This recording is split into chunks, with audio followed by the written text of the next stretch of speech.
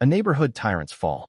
In the quiet suburb of Oak Ridge Meadows, where manicured lawns and picket fences define the American dream, a single act of cruelty would unravel a community's facade.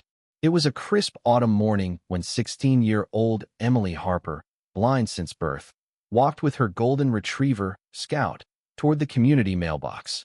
Scout, her $50,000 trained guide dog, was more than a pet, was her eyes, her freedom, her unwavering companion. But that morning, their routine walk would ignite a firestorm that no one in Oak Ridge could have predicted. Emily moved with confidence, her hand resting lightly on Scout's harness. The golden retriever's intelligent eyes scanned for obstacles, his steps deliberate and calm.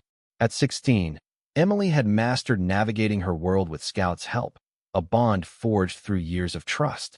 She was expecting a letter from her father, Colonel David Reynolds, a decorated Army officer deployed overseas. His letters were her lifeline, especially since her mother's death from cancer 3 years earlier. The morning air carried the scent of fallen leaves, and Emily smiled, savoring her independence. But peace was about to shatter. A sharp voice sliced through the tranquility. "What do you think you're doing with that dog?" Emily froze, her grip tightening on Scout's harness. The voice belonged to Patricia Caldwell, the 54-year-old HOA president who ruled Oak Ridge Meadows with an iron fist. Patricia, living off her late husband's wealth, had never worked a day in her life. Her perfectly coiffed silver hair and designer athleisure screamed entitlement. To her, the HOA was her kingdom, and she was its unchallenged queen. "I'm just checking my mail," Emily replied, her voice steady despite the sudden knot in her stomach. Scout shifted protectively, sensing the hostility. Patricia stormed closer, her face twisted with rage. "Dogs aren't allowed in common areas. I don't care about that vest. Rules are rules." Emily's heart raced.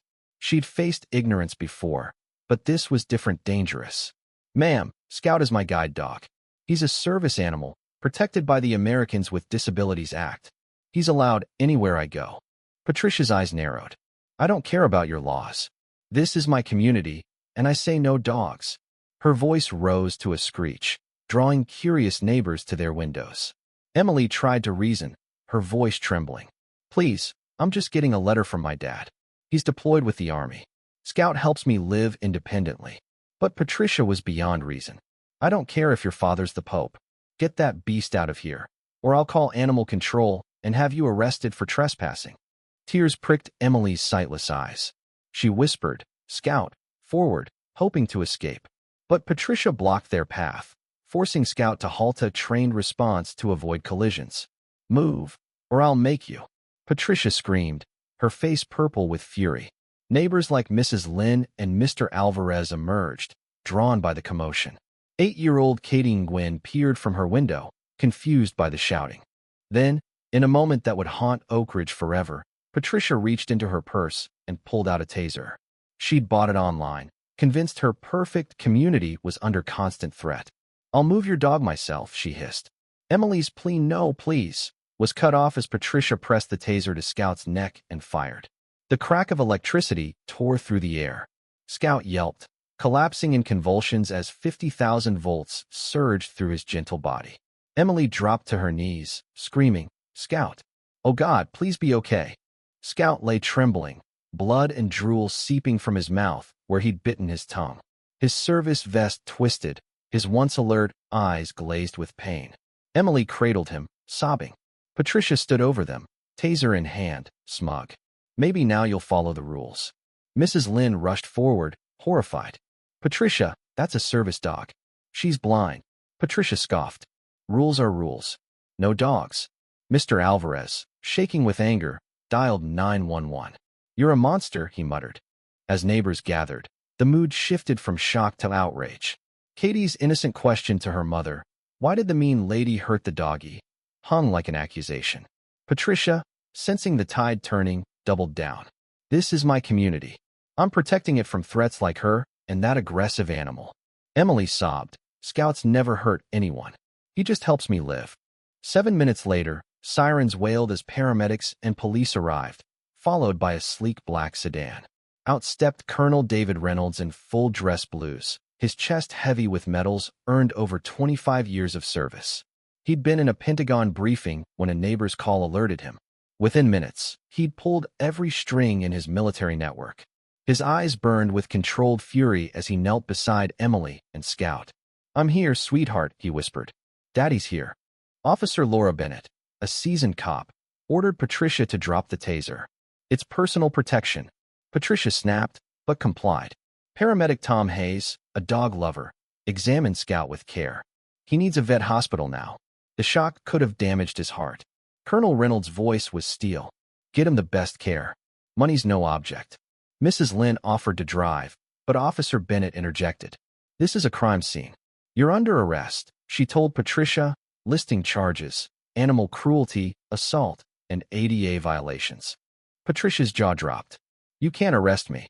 I'm HOA president."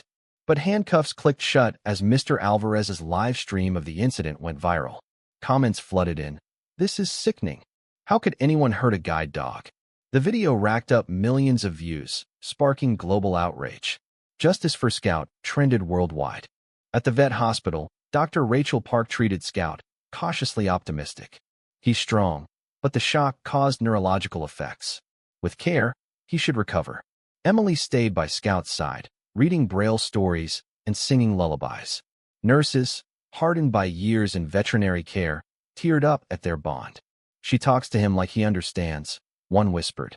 "And he does." Meanwhile, federal prosecutors built a case against Patricia. Her charges piled up: animal cruelty, 5 years, ADA violations, 10 years, civil rights violations, 15 years, and assault, 7 years. Her lawyer, a high-priced defense attorney, begged for a plea deal, but prosecutor Amanda Clark was unrelenting. "Your client tasered a blind girl's guide dog and justified it. She's going to prison." Oak Ridge Meadows erupted in upheaval. An emergency HOA meeting ousted Patricia, and neighbors shared stories of her tyranny, demanding the Nguyen family remove their son's wheelchair ramp, reporting the Lynn's grandmother to immigration despite her citizenship, and banning an autistic child from the playground. The community rallied around Emily, raising $250,000 via GoFundMe for Scout's care. Local kids sent hand-drawn cards, and businesses donated supplies. In a heartwarming twist, Colonel Reynolds' unit flew in from deployment, presenting Emily with Zeus, a retired military German shepherd trained as a backup guide dog.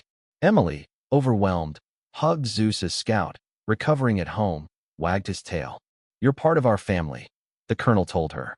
"We take care of our own." 6 months later, Patricia's trial packed a federal courtroom. Her defense that she feared Scout crumbled against video evidence showing his calm demeanor. Emily's testimony was devastating. "Scout isn't just my dog. He's my independence, my confidence. When she hurt him, she attacked my right to exist." Colonel Reynolds' words shook the room. "My daughter's already lost her mother and lives with blindness. To see her best friend tortured for no reason, it's unthinkable." Neighbors testified about Patricia's years of harassment, painting her as a bigot obsessed with control. The jury deliberated for 2 hours before delivering a unanimous verdict: guilty on all counts. Patricia was sentenced to 10 years in prison, $600,000 in damages, 2,500 hours of community service at disability rights groups, and a lifetime HOA ban. As she was led away, she shouted, "This isn't fair." Judge Margaret Stone silenced her. "Your hatred and bigotry caused profound harm.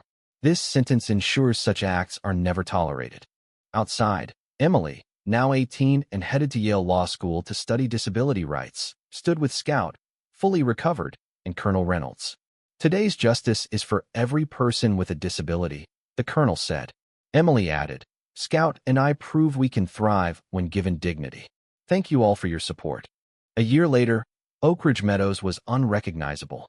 New HOA leaders installed accessible crosswalks, wheelchair-friendly gardens, and a disability scholarship fund. Patricia's house became a service dog training center. Emily excelled at Yale, Scout by her side.